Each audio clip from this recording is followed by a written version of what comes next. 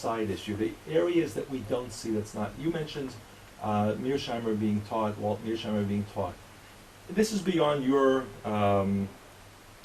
mission statement. It's not part of the ACE framework.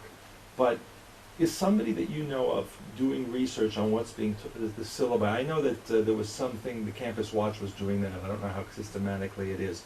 But you always worry when you're in a war, whatever you succeed in, there will be another counterattack in a different direction, less visible. It may not be through having speakers and having the same types of rallies and apartheid wall things, but the more insidious academic ways of infiltrating through the syllabi. So I want to know whether you have any sense of, you specifically mentioned Walter Mearsheimer, do you have a sense of how much that's being taught? And is there some sort of mechanism to monitor the academic content, not in a McCarthyist way, which we will always be accused of, but in a substantive way? What are the texts that are being used, and how much are they changing?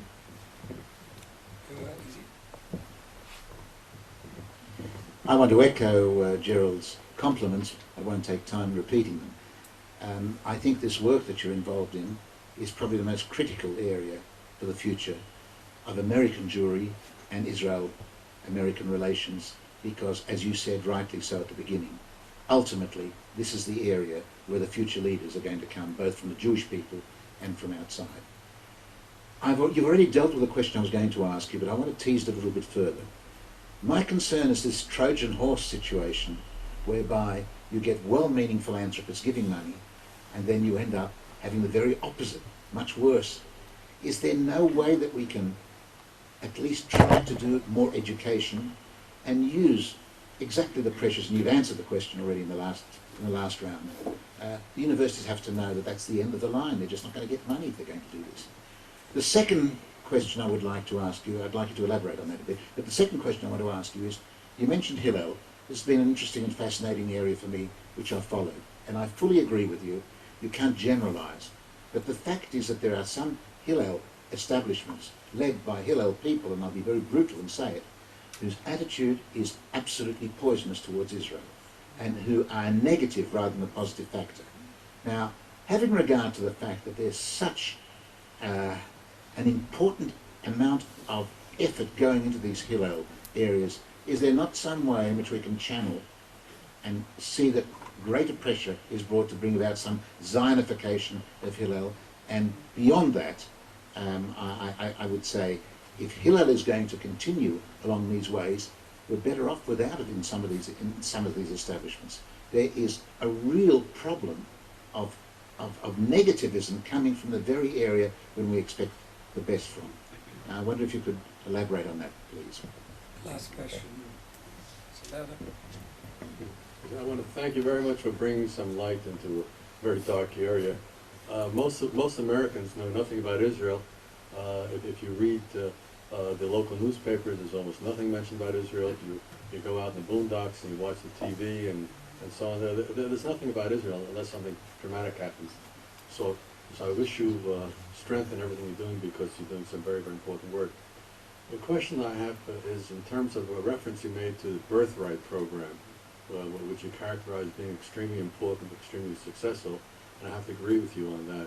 The history of the Birthright program is that it was started by 2 or 3 American philanthropists, which is the stage at which you're at, in a sense, you're dealing with philanthropists, but then it shifted over somewhat, where the Israeli government recognized that it was very important, and the Israeli government has stepped in, both in terms of money and in terms of the program. And I'm just wondering if this is on your agenda in terms of involving Israeli university, or involving the Israeli government either through the universities, or which is where they have the contacts, or through some other method by which you can get either moral or I don't know if you want financial support necessarily from Israel, but some kind of connection with Israel where you can get help. Thank you.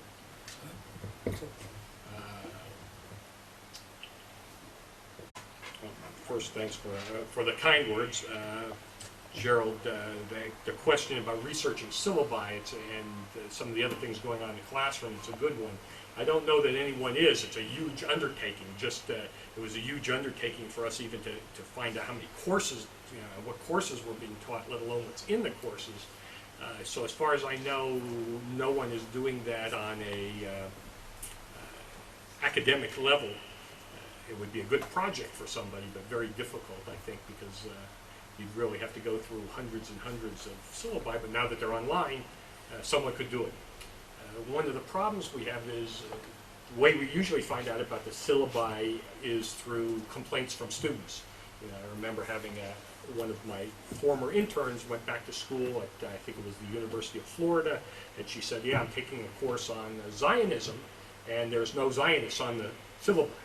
You know, there was no Herzl, you know, no Nordau, Hess, you know, it was Maxime Rodinson, it was like Edward Said, and there was no Zionists. So this can happen, and someone was saying at our conference that one of the better known professors, a former member of the National Security Council under Carter, was teaching a course with 3 textbooks. One was Walton Mearsheimer, I think one was Khalidi, and I forgot what the third one was, not much better. So this, Jimmy Carter's book, Dan's right. Carter's book. So this is, you know, this is a big problem, but one of the other issues, and you know this probably as well as anybody being in the university, that there's very little they can do about a professor's syllabus. You know, that's there's a certain, you know, that's a, inside the classroom, things like that, it's very difficult to challenge. You can sometimes go to the relevant authorities on the campus and say, look, this is so unbalanced. You know, you're teaching a Zionism course with no book on Zionism. How can this be allowed? Sometimes you can do that, but we found in some of the cases where I know we've tried to be involved in complaints about syllabi is it's an area where it's seen often as the preserve of the professor's academic freedom. So it's difficult. It would be good to get the information. It would be good to quantify just how serious the problem is. The other,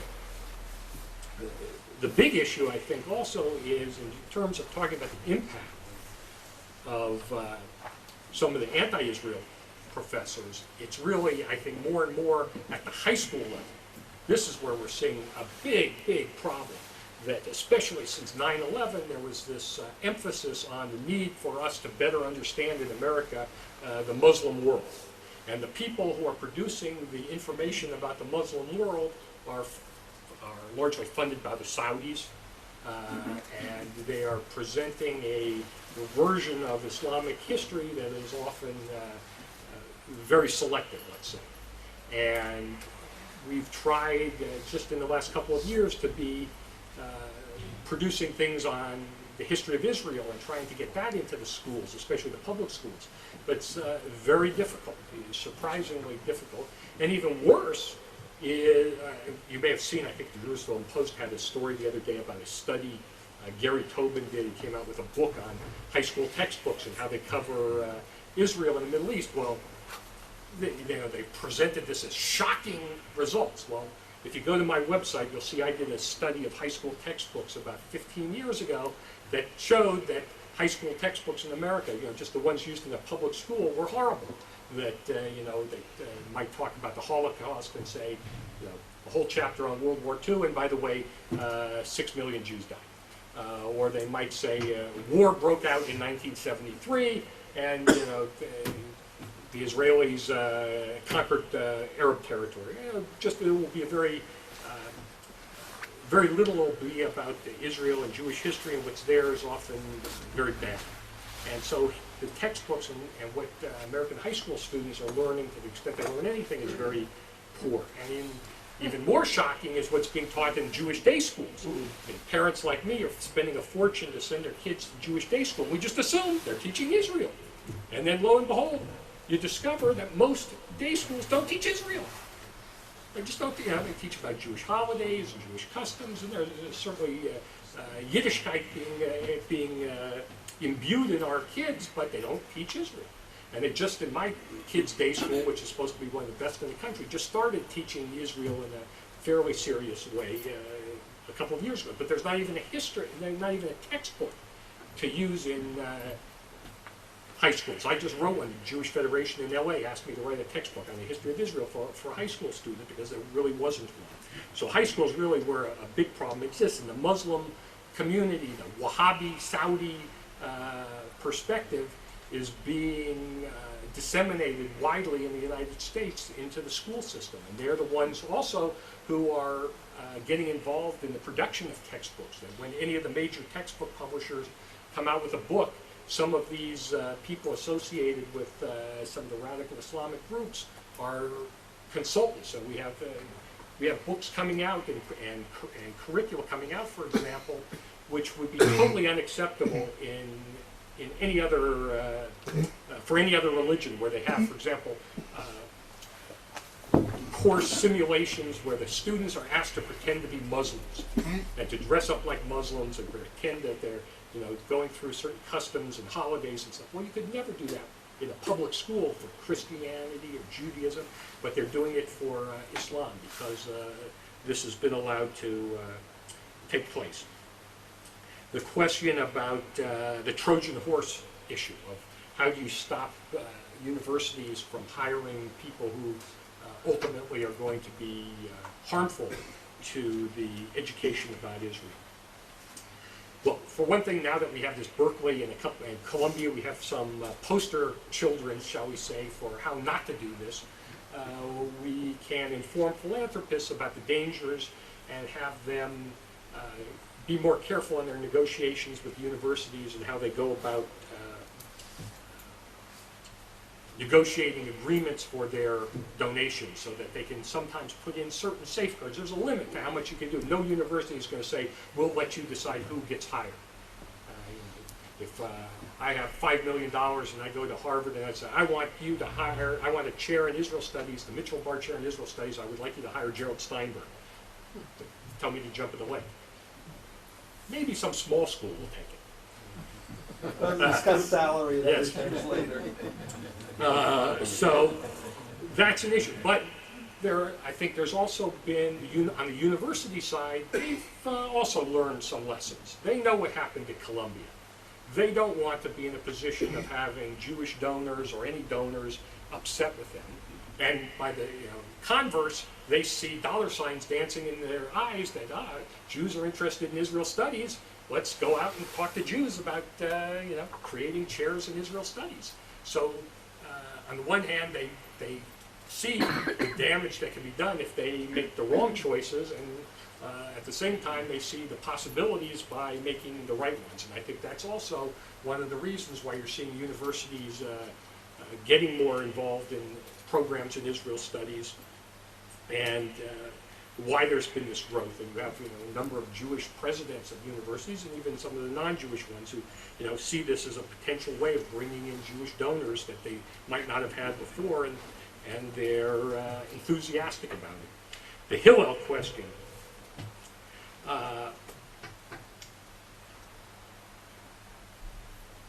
The president of Hillel right now is Wayne Firestone.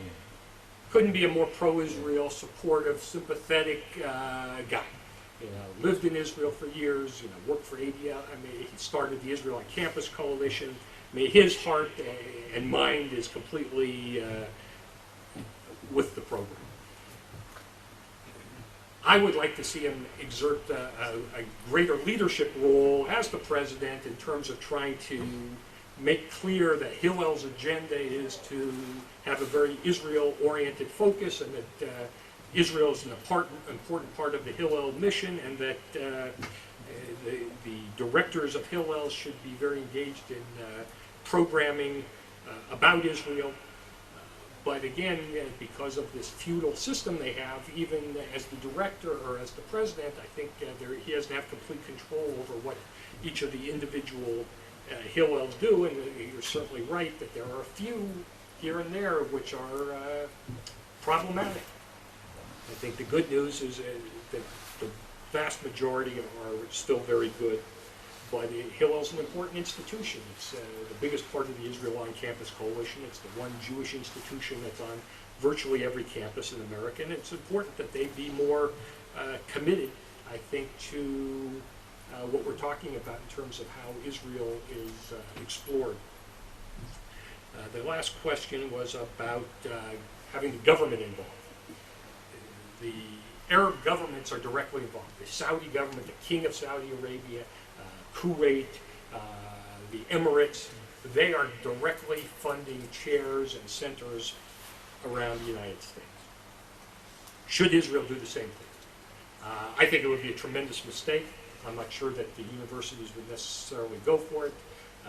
Given the state of your universities here, which apparently may not even open next week, I would much rather see the Israeli government spend money on your own universities and clean up some of the problems that you all know that you have here. And it's also, I think it would be extremely counterproductive on a couple of levels. One, it would seem like it was Hasbara. The professors would revolt because the professors on our program, as I say, they see themselves as these pure academics. Sometimes, excuse the expression, more Catholic than the Pope, and they're not going to want to be viewed as the spokespeople for the government of Israel. And I think it would just be very counterproductive if this were to be seen again as some sort of Israeli lobby activity. That it's countering what the Arabs do. Again, we're not trying to counter, we're trying to just present the best information that's available, and I think it works that way, and that's why universities are willing to accept it. Now, that doesn't mean that the Israeli government can't have any role whatsoever. In fact, coincidentally, last night, or it might have been the night before, Salai Meridor, the the Israeli ambassador to the United States, hosted a reception in Washington for visiting Israeli professors. So it was an acknowledgement that this is important, that they also have academic affairs officers in all of the Israeli consul general offices around the country. I briefed them the other day and said, here are these resources that we have, these professors. We hope that you will use them in the communities. And they're going to be doing that. And also, I should give credit, some of you may know a woman in the foreign ministry named Aviva Reis-Shechter, who was, I think, deserves credit for being one of the people very involved at the beginning of this process and understood what was the problem in the United States and was very active in trying to help us create this whole program, brought together a lot of the people who intellectually developed these ideas. So, again, I think overall, it's a very positive story. I know you're probably not used to hearing positive stories, and it's a good one. We are building a field of Israel studies. It's not without some bad apples, and it's not without some problems, but overall, it's growing, it's thriving, and it's, I think, going to make a long-term impact in the United States and ultimately elsewhere. I was just hearing Gerald Steinberg was telling me they're talking about creating, they just created the first chair of Israel studies in England. And there's, discussions about doing more in England, and hopefully it will spread across the continent. And who knows, maybe we may even make a breakthrough in Europe one day. But for now, I have my hands full with the United States. Thank you all for coming.